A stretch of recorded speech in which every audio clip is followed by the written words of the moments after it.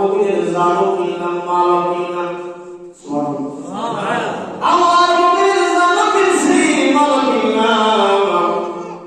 এখন আল্লাহ আপনাকে বানাইছে, আমাকে আল্লাহ বানাইছে, দুনিয়ার সব কিছু আমার আল্লাহ বানাইছে, ঠিক না? সব কিছু বানাইয়া আল্লাহ আমাদেরকে বানাইয়া আল্লাহ আমাদেরকে কিনছে। এখন আপনি দুনিয়ার জন্য সুন্দর বিল্ডিং বানাইলেন, সুন্দর ঘর বানাইলেন।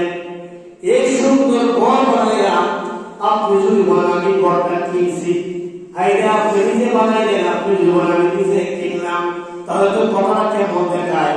কিন্তু আল্লাহ নিজে বান্দা বানাইলো, নিজে বান্দা দুনিয়ার জন্য পাঠাইলো, পাঠাই বলে আমি আল্লাহ আমার বান্দার জাল কিনলাম, মালও কিনলাম। বাজারে গেলে টাকার বিনিময়ে কিছু আপনি কিনেন, টাকা ছাড়া কোনো কিছু আপনি কিনতে পারেন না। ঘর করলে টাকা ছাড়া আপনি ঘর করতে পারবেন না বাবা। এই জন্য বাবারে আমার আল্লাহ বলেন আমি মুমিনের জাল কিনলাম, মালও কিনলাম।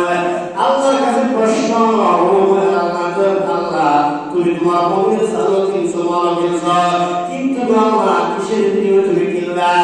আমার আল্লাহ বলেন দুনিয়ার মানুষ, ও দুনিয়ার বান্দা তোমরা শোনো, আমি আমার বান্দা মুমিনের জান কিনছি, মাল কিনছি, কিসের বিনিময়ে কিনছি জানো নি? এরপরে আমার আল্লাহ কয় বিআন্না লাহুম জান্নাত, আমি আমার মুমিনের জান কিনছি, মাল কিনছি জান্নাতের বিনিময়ে।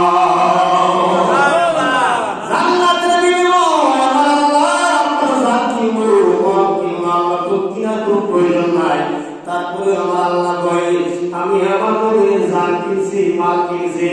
হে বাবা, কিনার তো কোনো প্রশ্নই হবে না। আমরা দুনিয়ার জন্য কিনার জন্য পাগল হয়ে টাকা ছাড়া কিনতে পারবেন না। আল্লাহ বলেন আমি জান্নাতের বিনিময়ে আমার বান্দার জান কিনলাম, মাল কিনলাম। বেকারের জান কিন্তু আমার আল্লাহ কিনে নাই, বেকারের জান কিনে নাই, মুনাফিকের জান আমার আল্লাহ কিনে নাই, কাফের